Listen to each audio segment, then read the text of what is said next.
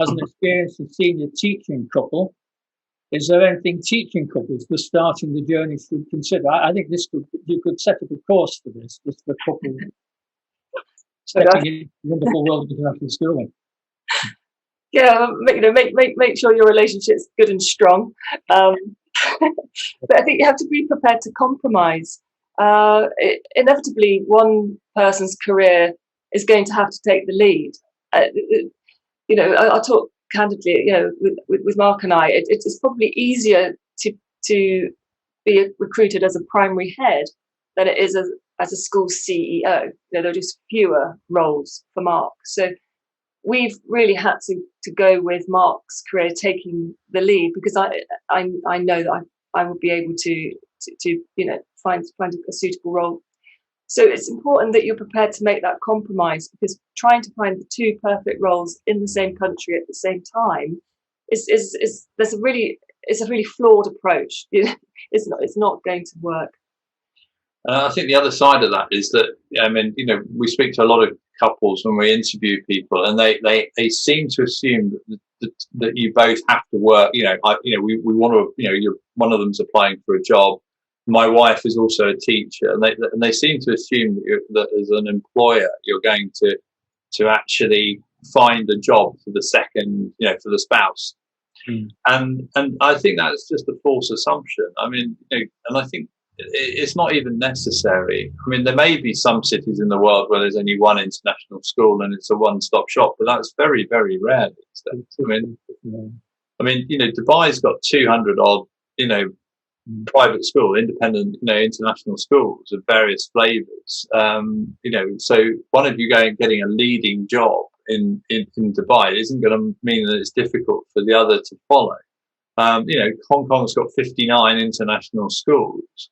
There's a fairly good market, and even cities in China now have got 5 or 6, really good international schools. So I think trying to assume that you're going to work in the same school is something that's probably worth shelving. The second one, I think, is that if not all schools allow people to work in the same school together. Some schools have an active policy promoting it, and some schools have an active policy against it. And it's probably worth finding out what the view is. Yeah. And sometimes it doesn't matter at teacher level, but it certainly might at senior leader level, or particularly in circumstances where one of the married couple is going to be effectively the boss or the ultimate boss of the other one. So if one of you is a head teacher and the other one is a head of science, that might not be allowed. Whereas if you're both just chemistry teachers, it probably would. So I think it's worth doing a little bit of research around schools, and schools really do vary on those, different policies. Usually in light of experience. There are pros and cons from a school point of view of having couples, but I've just lost 2 couples who've worked for me. Have both gone on to get one of them's gone on to get headships abroad, and I've got 2 people promoted into headships, and I've lost 4 good people because of it.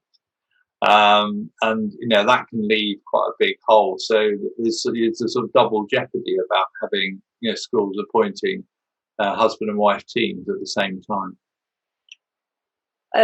It's worth mentioning just in terms of the financial issues, because if you might see the dream job for you and you want to take your spouse whether or not they have a job, but then looking at that financially, if your spouse doesn't get a job in that academic year, are you going to be better off?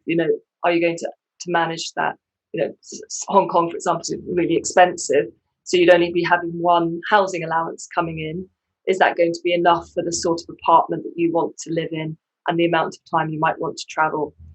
So just thinking that you might have a year where only one of you has got that job. I think it's around having, in terms of advice, it's about having honest and open conversations with each other. Really unpick what is it like to work with each other. The first time Mark and I worked together, we it sort of happened by accident, if you like.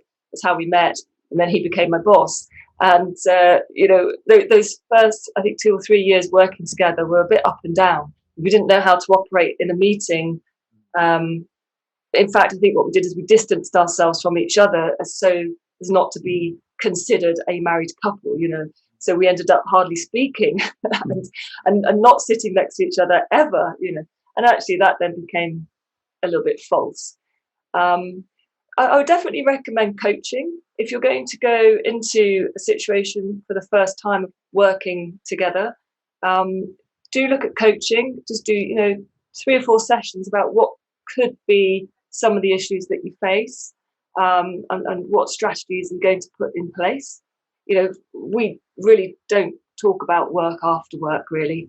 As you know, we've got 5 children, and there's always something going on with them, and we like to plan our spare time. But we've made quite firm arrangements about how we manage work, and we don't talk about other people at home and what they're doing. There's confidentiality. But I work as a coach at the moment, and I'm coaching a couple who have been working together, and some of the bumps in the roads that they face, and just being given that opportunity to discuss it and to be listened to and to find a better route through is helping them maintain their roles that they're in now. There's certainly a growing need for advice and guidance to both couples and individuals seeking careers in international schools.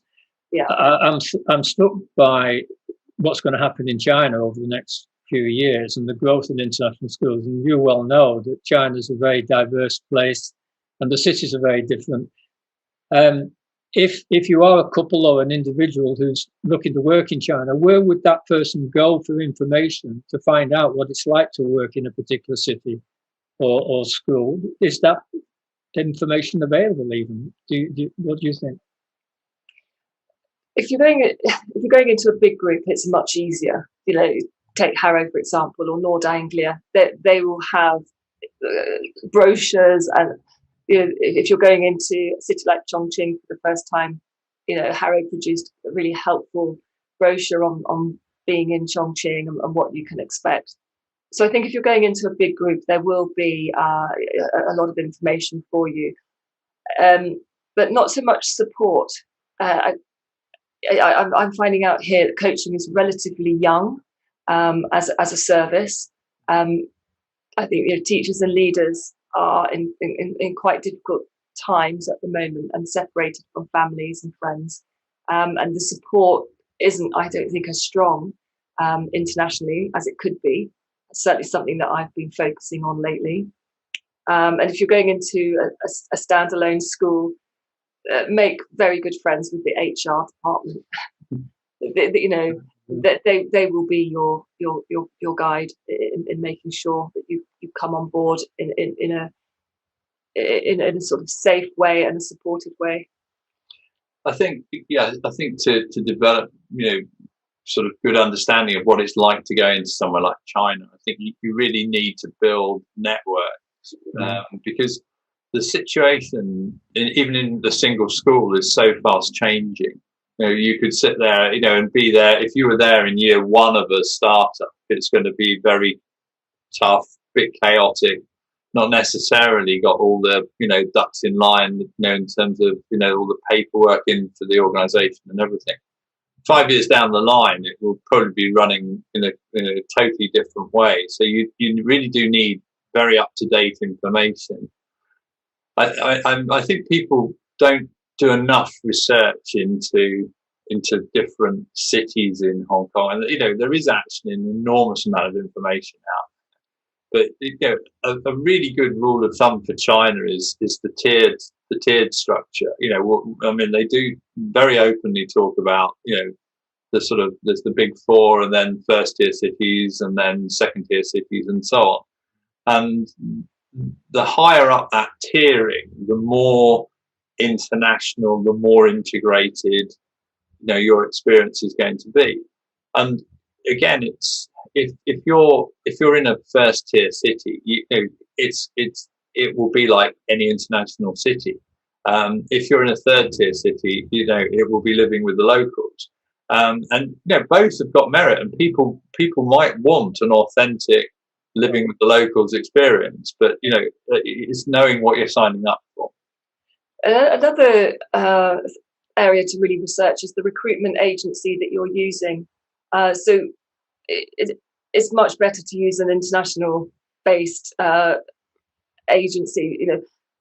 If you're trying to recruit to a city that nobody in that recruitment agency has ever been to, that would give me some alarm bells.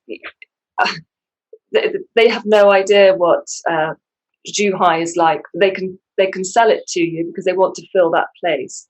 Yeah. But really responsible agencies and those that are searching with you would definitely have good knowledge of the area that they're planning to place you in.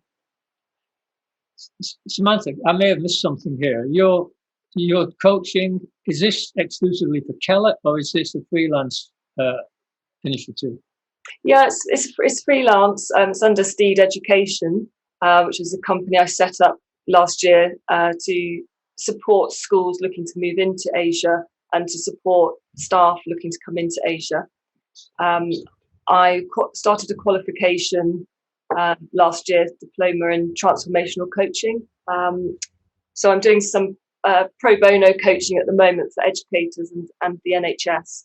And when I start at Kellett, I guess I'll just be using the skills rather than offering it, as a sort of,